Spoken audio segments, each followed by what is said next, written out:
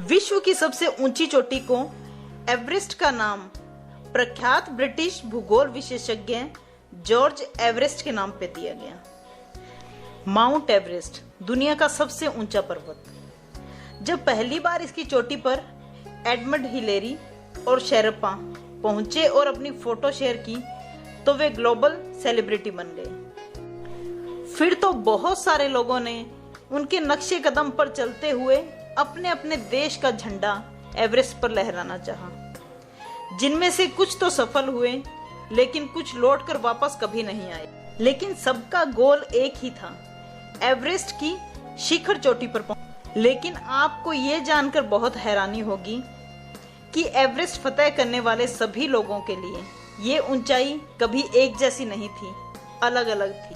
पहली बार 1954 में जब सर एडमंड व शेरपा एवरेस्ट पर चढ़े तो उसकी ऊंचाई 8840 मीटर थी और 2020 के अंत में एवरेस्ट की ऊंचाई 8849 मीटर थी। एवरेस्ट पर चढ़ने वालों के दृढ़ निश्चय के आगे ये थोड़ी सी बढ़ी हुई ऊंचाई कुछ भी नहीं है।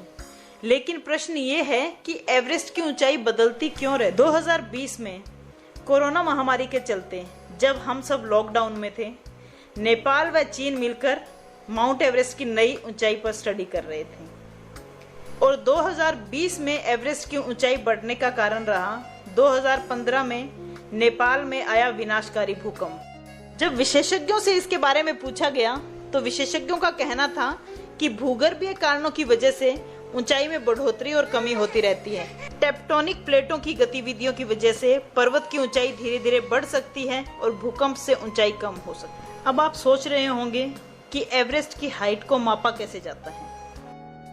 पहले ट्रिग्नोमेट्रिक मेथड से पर्वतों की हाइट को मापा जाता, लेकिन अब प्लेन्स के अंदर जीपीएस या लेजर बीम्स का प्रयोग करते हैं और उससे पर्वतों की हाइट को मापा जाता है। तो ये हमारा वीडियो आपको कैसा लगा कमेंट बॉक्स में जरूर बताइए।